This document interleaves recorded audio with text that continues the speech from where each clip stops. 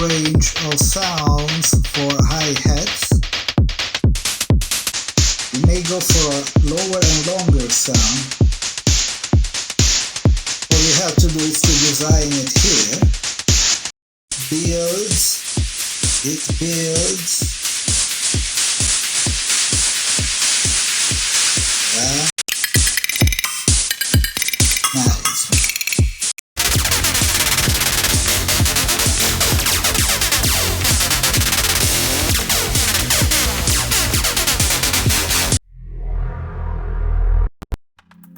Okay, we have seen how the hi-hats and the snare interact together in the previous videos, and we also saw how you can build tension or make a build-up or a drum roll, a snare roll with the holy swing.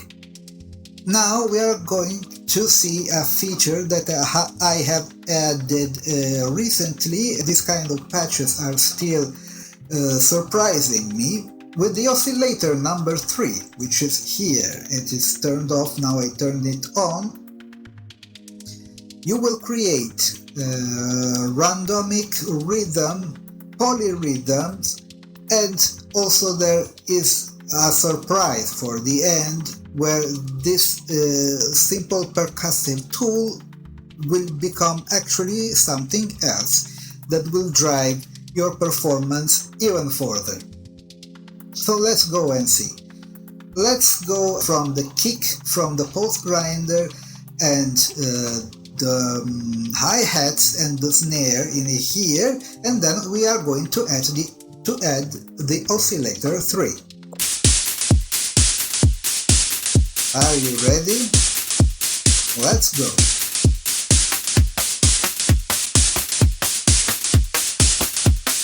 Yes, as you see, it is shaped the same as the LFO1, which affects the hi-hats, but now we are going to use some twist on it. Firstly, you can adjust the height and create several kinds of percussions. Even if you change this, for instance, I can suggest you to use this one. You can have more glassy sounds, which is much interesting.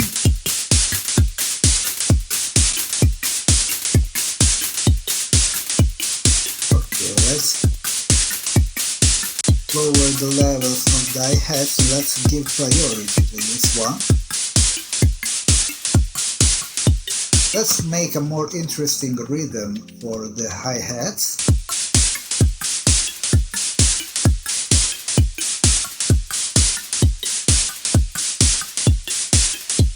And we can also do the same with this one. Look.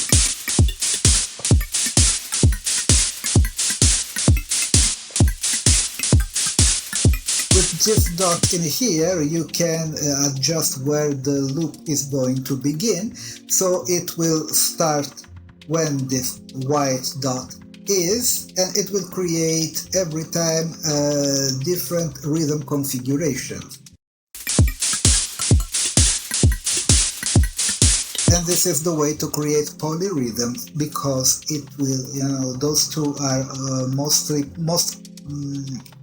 quite perfectly on the beat, even if it is a little swing. It creates that delay in the start of the loop that will actually trigger the polyrhythm. Then, if you see here, I put a randomization here. This one is here. It means that if you play with this feature here, it means with the repetition inside the bar, and it would create different rhythms inside the bar. Let's see how it sounds. This one goes faster, this one goes more on the beat, this one goes slower, and since I moved the dot forward, it starts on the off beat. Okay, but you can do even more. If you randomize it with a bipolar, you know, here you can make it unipolar again, but if you make it bipolar, it means that it goes randomly from slower to faster. And let's give just a little. It's what you need. You don't need to go crazy unless you want. We will see how it works. And it starts to change, you see?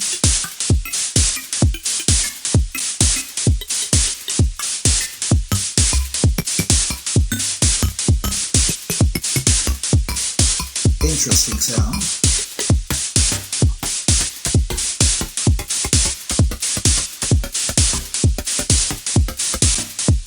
Yes, now we obtain some kind of electronic percussion, but if we go back on there, we can have still more natural sounding stuff.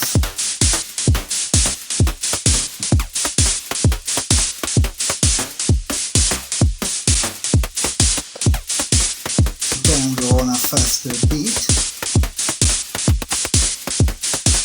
And you see now it does some more fast and crazy improvisation. It's like you have your own percussionist playing live for you. If you like, you can put back the note tracking.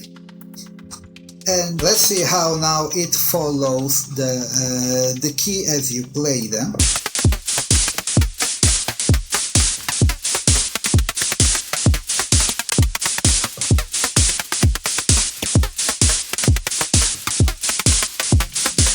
Is not quite much recognizable, but it is still interesting to use if you want. Now I would like to integrate it with the base of the pulse grinder, and then, if you remember, if you have seen the previous tutorial series about the pulse grinder, you know that it is possible to obtain some bongo-like sounds just using the resonance, also with the pulse grinder, which actually affects the low frequencies of the spectre during the performance. Now we will play with the normal bass, then we will try to reconstruct the bongo sound and make it interact with the randomized oscillator 3 of the Holy Swing. Here we go. Now we have percussion.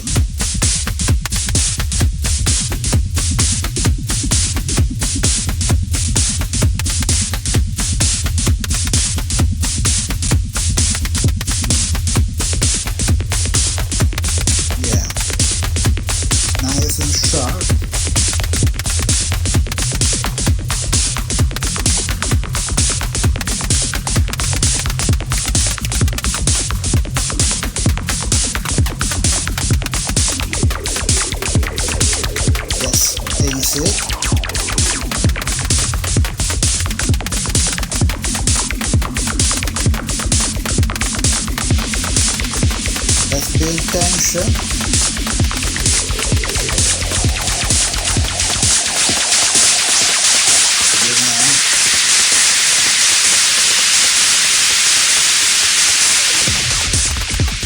And we're back. Let's get rid of the base of the pulse grinder, and we are going to prepare for the surprise.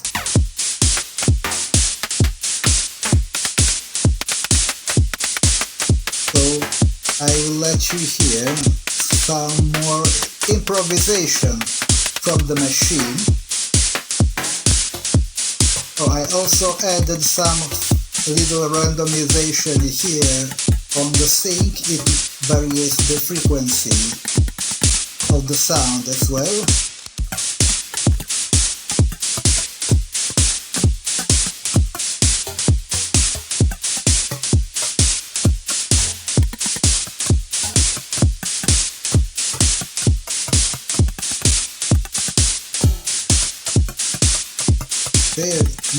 improvisation. Let's go faster.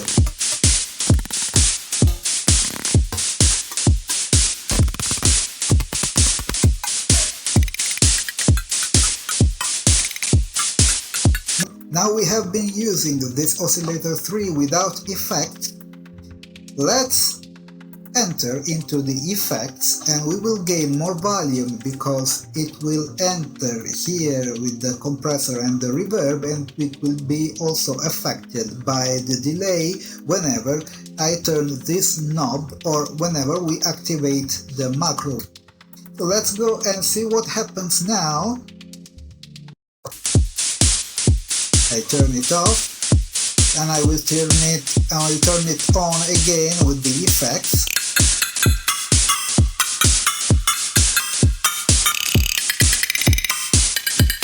Nice.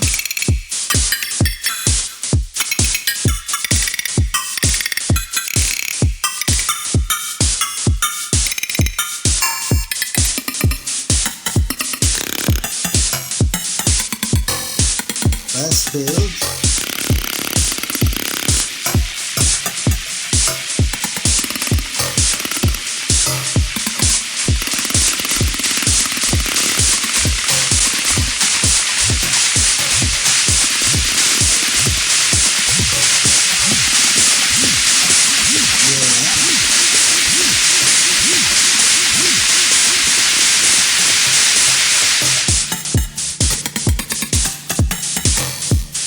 I hope you liked it and you will have lots of fun with it. Now I guess you are ready for the incoming surprise, and you probably have somehow understood what it is about, and it is much more to have fun with it. Do try this at home.